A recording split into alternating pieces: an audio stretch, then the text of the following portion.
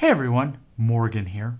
So over the next two pages, page 5 and page 6, we are going to be laying the groundwork for drawing a particulate diagram of what happens during a titration. So first off, what we're going to do is we're going to look at a little bit of math. Let's imagine that we're titrating a generic weak acid, which we'll call HA. Its concentration is 0.1 molar, and we have a total volume of 20.0 milliliters.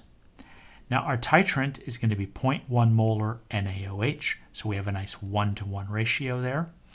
And the Ka for this is 1.0 times 10 to the negative sixth, so we know that that is a weak acid. What's the net ionic equation? Well, HA is the weak acid. It reacts with hydroxide, a strong base. It produces water, and A minus. A minus is the conjugate of a weak acid, so it's a stronger base. Okay, now let's calculate the pH before any of this happens, before we've added a single drop of NaOH. That's just the pH of a weak acid.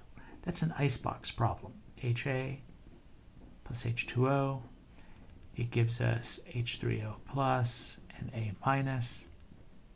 Ka is equal to the concentration of H3O plus times A minus divided by HA, which equals 1.0 times 10 to the negative sixth. In the icebox itself, this is starting off as 0.10 molar. I know that because I'm told that up here. I can ignore the water.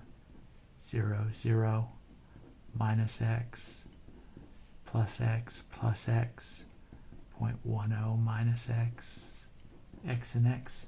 So what I've got here is x squared over 0.10 minus x equals 1.0 times 10 to the negative sixth. This can be approximated, no problem. Lose the minus x. X squared will end up equaling 1.0 times 10 to the negative seventh.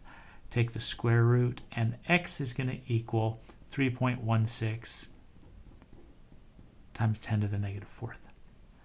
So pH is equal to the negative log of 3.16 times 10 to the negative fourth, which equals 3.50. Okay, that's an acid. I'm happy with that. All right, so what is the expected pH at the midpoint? Well, some people call that the half equivalence point or the halfway point. We talked about that on the previous page. The pH is equal to the pKa at the midpoint. Okay, so I need to find the pKa. pKa equals the negative log of 1.0 times 10 to the negative sixth, so that equals 6. And I can even go 6.00 for the two sig figs. All right, pretty straightforward idea there. Calculate the expected pH at the equivalence point. Now, I mentioned earlier that A minus is going to be a stronger conjugate base, which means it is what's going to be determining the pH. It will have a significant dissociation. Okay, actually it rips a hydrogen off the water and forms the OH. It's the water that's really dissociating. So let's find out its original or its initial concentration. How much of it do I have? Well, let's figure this out.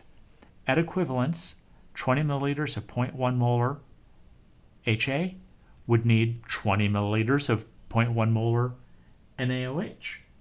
So if I have 20 milliliters times 0.10 molar, that is going to end up equaling 2 millimoles of A minus. Now what's the volume it's in? 20 milliliters plus the 20 it needs to get to equivalence, that's 40.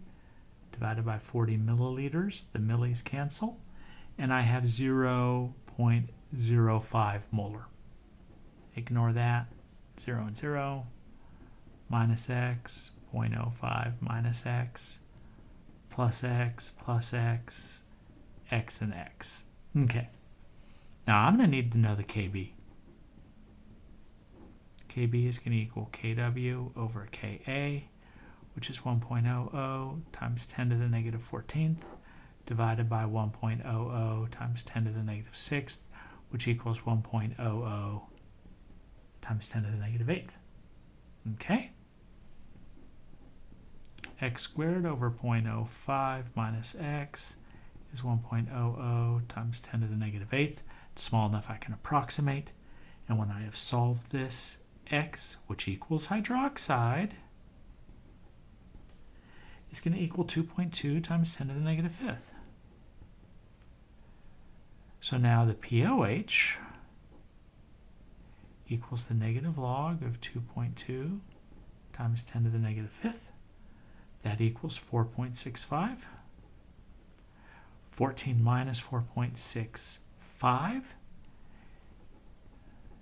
The pH is going to equal 9.35. And that actually makes sense because it should be basic, because A minus is controlling what the pH is. That's really the important species here. Calculate the expected pH when 5 milliliters of excess NaOH has been added. Okay. So I'm really only concerned about the 5 milliliters of excess. The previous 20 milliliters of NaOH just neutralized acid. So if I have 5.0 milliliters times 0.10 molar, that's going to equal 0.5 millimoles.